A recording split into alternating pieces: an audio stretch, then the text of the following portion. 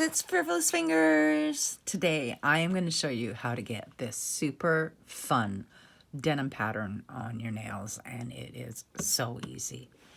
What you need are a variety of different colors of blue nail polishes. These are all regular polishes ranging from dollar store, Color Club, Sinful Colors, Essie, just a variety of different shades of blue.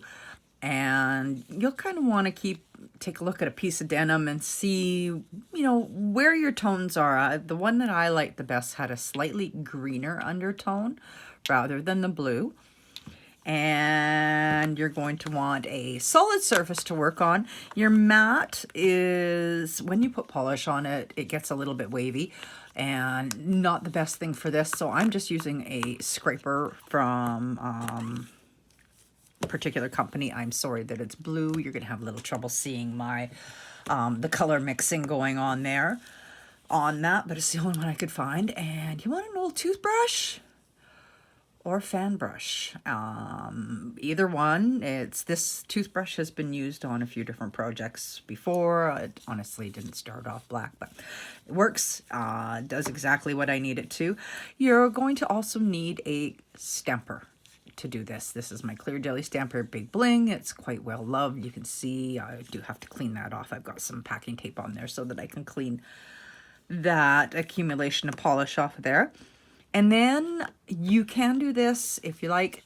You can add a stamping plate image in there, and on this particular one I use CJS 78, and I will show you that as the final stage on this manicure.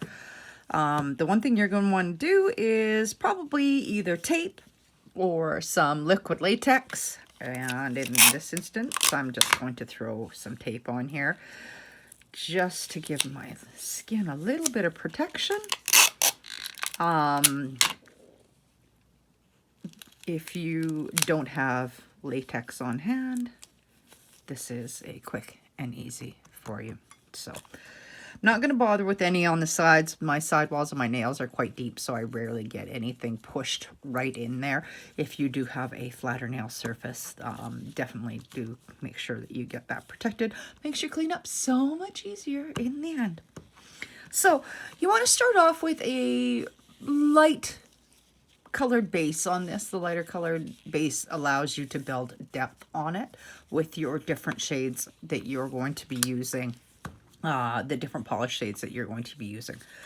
So I'm going to start, I've got a variety, as I said, of different colors. I'm going to start off with a light blue, and I'm just going to spread that all out. And I'm going to add a little bit of, this is a medium greener tone blue, and then a true light blue. This is the darker shade that I'm using. I'm setting this off to the side. It's quite a strong color. I don't want it to overwhelm my results, so this way I can just take my brush in there and grab a small amount instead of trying to mix it in. So all you want to do is take this and create some stripy looking.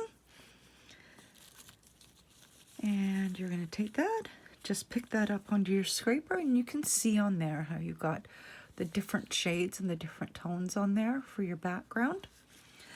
It does work best on this if you do wait just a moment. You've got a fair amount of polish going on there. So if you wait, this just gets a little bit stickier and a little bit tackier. It transfers a little bit better. So I've just applied that to my nail. You can see that I've got a variety of different colors going on there, adding some depth. And I'm going to proceed and do that again. I'm not even bother cleaning this off. So what I do with my lightest colors, I spread out the whole patch. Dog hair. Dog hair. There we go. Spread out my whole patch of my lightest color. And then if you're familiar with fluid art, I'm just adding little bits of different tones in here This is basically how you would almost start a lot of your fluid art manicures. So adding my dark, just coming in here, holding my scraper, and dragging that through. Picking that up, giving it a moment. I'm going to blow on this one for the sake of time. And place that on your nail. So I've got one that's a little more green, one that's a little more blue. I'm going to add this on over top of this. I just prefer the tonal amounts of the colors on the little finger. So because of the way we're picking this up on our stamper, it's fairly thin layers and it's going to dry quite quickly. So you don't have to be too concerned about waiting and waiting and waiting or putting a quick dry top coat on this. So at this stage, you can go a couple of different ways. You can add a little bit of white or a lighter color, and I'm again going to do this onto my scraper head. Wipe that out just a small amount.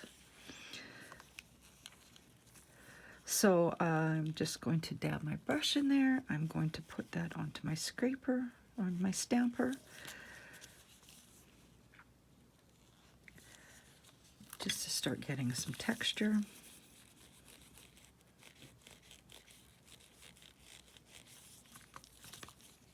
Obviously, you don't want to use the toothbrush for this because you don't want to beat up your stamper. But you see I'm dragging it till it's starting to dry on itself. And then going in on there.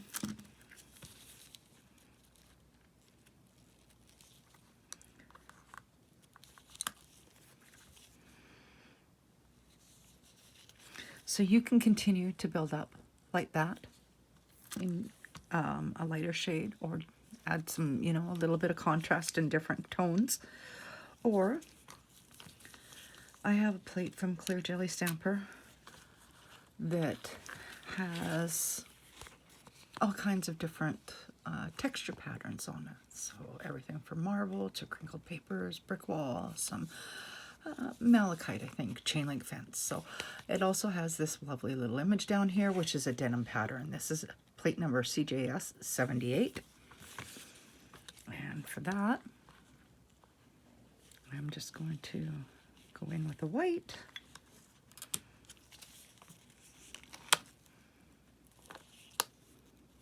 Didn't get a very good pickup on that.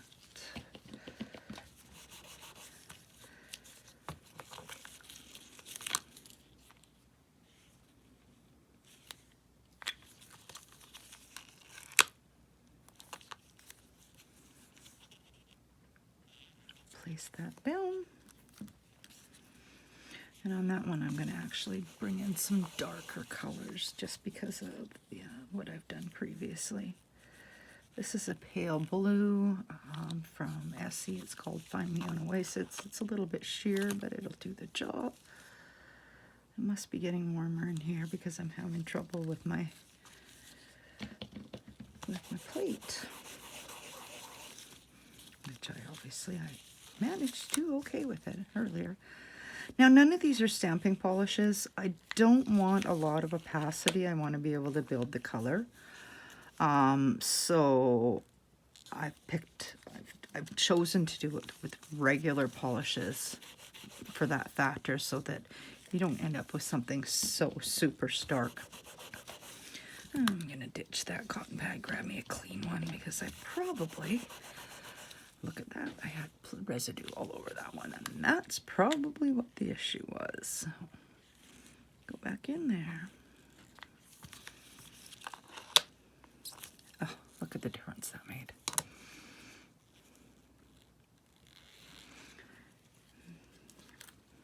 Now there's that one.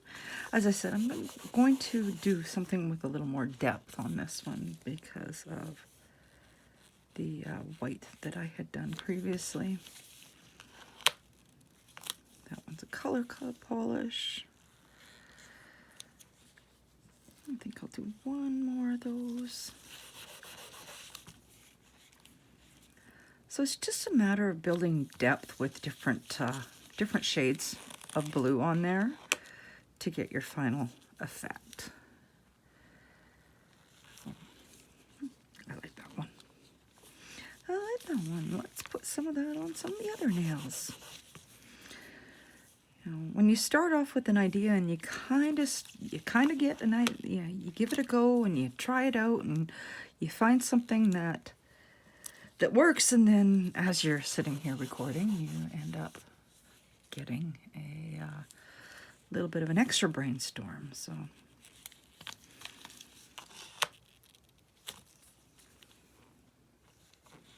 oh yeah, I like that with the darker on there as well. Definitely like that. And finish up that little finger. We'll unwrap that tape, give you a look at it. I've got some reverse stamping that I've got set up to put on these that I had done previously. So I will have some pictures of that up as my final result. Some scissors. Oh yes, stamping fingers.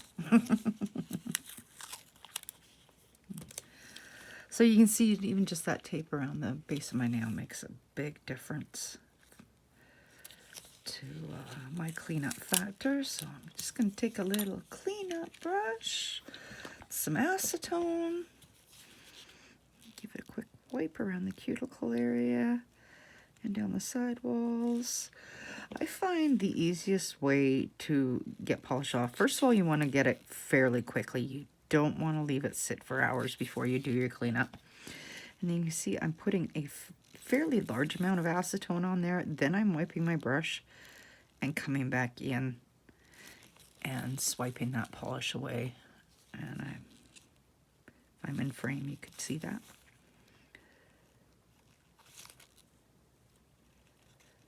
But with that, what happens is it softens up all that polish that's there and makes it an easy wipe away.